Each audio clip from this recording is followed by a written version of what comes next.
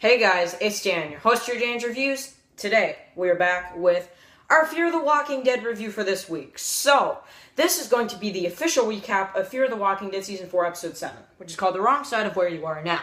So, this episode for Fear the Walking Dead. Okay, so finally getting around to doing my review for Fear the Walking Dead. I know a lot of people are probably going to say, hey, it was late type of thing. I am aware. And the reason why the review is so late is because of the fact that this is not my favorite show in the world. That established, now I'm finally building enough confidence to do my review for The Walking Dead. Because honestly, and I do want to say, I do like this show. It is a decent show. It's just the fact that I would much rather watch other shows like The Plague first or other shows like this. I did watch it on Sunday night, boom, live when it was airing. It's just that this show, I'm not overhyped. I'm not hyped about reviewing it, boom, right away the next day. You know, I reviewed The Plague before, Fear the Walking Dead. I do, because I find The Plague better quality than Fear the Walking Dead, because Fear the Walking Dead is honestly very, very, very difficult to enjoy at a lot of different times. You know, I could pick up moments of this season that are really terrible, but I won't bore you with those details. So, getting into this episode, I would actually say this episode was probably another one of the best of this season. I would at least say it has beat out the last two episodes.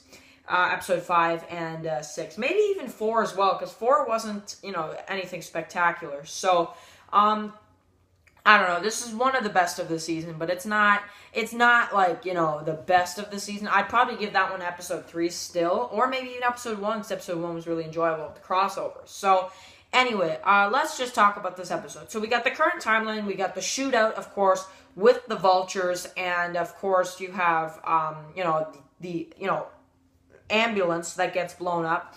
Now, I did like this because this was kind of interesting how, they kind of kill off your villain in a random episode. Because in a TV show, I would say this is one of the best things that Fear does, because Fear actually kills off pretty much, they will kill anybody at any time. It does not matter to them. I guess it matters who they kill, because they kind of have to think about the long-term story, and they can't just kind of kill anybody, because you need characters for story, duh. But I'm just saying, like, take Travis for an example. Like, Travis honestly got killed at probably the weakest time ever, because he could have got killed in, like, some kind of epic mid-season finale. No, they didn't do that. They gave us a really interesting change of pace, and they killed him in an episode that nobody would expect, which is your second episode. Usually that is kind of a calming down after your big premiere. But usually people, and I know, I see actually a lot of people that only watch the premieres and finales of TV shows. I don't get how people can do that. I really don't. I don't understand how they can follow the story like that, but there are some people that do that. You would miss you would miss the death of Nick. You would miss Travis's death. You would miss Troy's death. While that was the double mid-season finale, or season finale, season 3. Okay, never mind. But I'm just saying, you would miss a lot. In Fear the Walking Dead, they give you amazing deaths and unexpected things. Not like, because Walking Dead, they really do save a lot of the big moments for the premieres and finales. You do have to say that, a lot of the time. When you get an episode that's kind of not a premiere or finale for Walking Dead, that's going to be one of your all-time best episodes, because, you don't really get too much of that. But I'm just saying, just for sake of the purpose here, this episode kills off Mel. And it's very interesting how that happens, like I said, because, you don't get very many TV shows that kill a villain like that in just your random 7th episode. That you don't get that. So, of course, Alicia puts him down, and that's pretty much the end for him. So, you get, of course, Charlie who gets saved by Morgan, and then they go to check out the stadium to try to save John.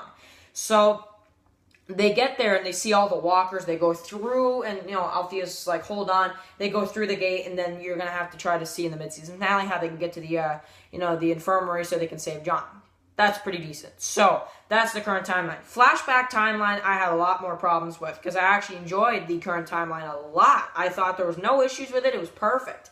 But, and I'm really liking how they're trying to make Alicia like a villain type of thing. I am liking that a little bit, to the Morgan's group. That is a very interesting, I'm liking Alicia a lot in the current timeline. She's like, you know what, You know, pretty much. Just like, I'm done, you know, just whatever.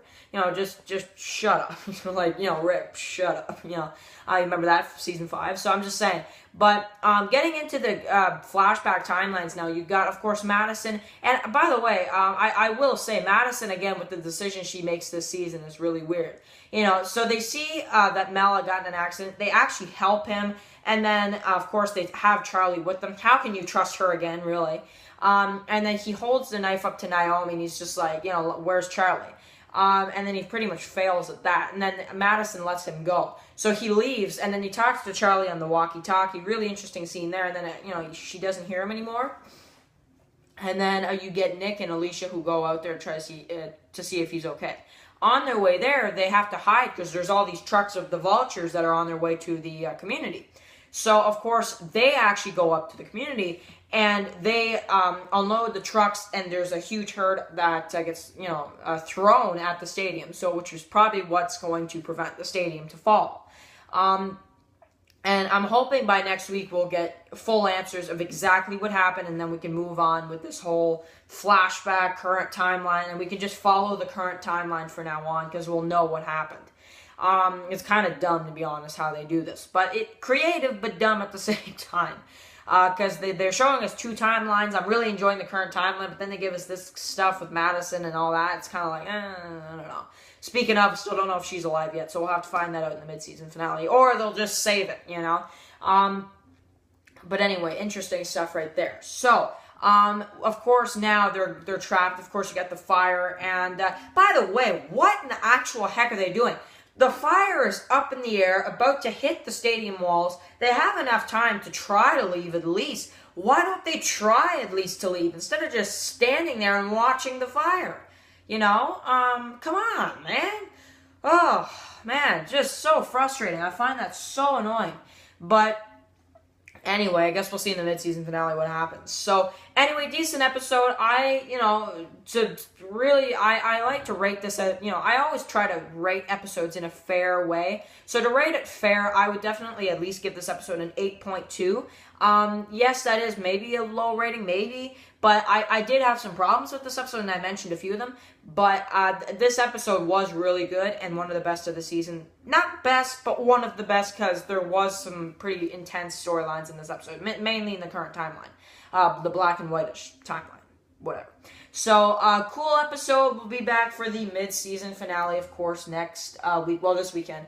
And then I can finally take a break of reviewing this show. So, by the way, too, no matter how good the mid-season finale of Fear the Walking Dead is, the Plague review first, mid-season finale next, okay? Just letting you guys know. If you guys don't like that, you will have to wait for the Fear review, because I'm a lot more interested in the Plague, and I always have been. The Plague has a more interesting storyline. That's why I'm reviewing that before Fear. So, anyway, guys, but I will actually try to get my Fear review, though, the same night as the Plague review, just so you can get both of the reviews. Boom, there you go, you know? So, because I am expecting a pretty decent mid-season finale. So, anyway, guys, catch you guys for the next video. Peace out.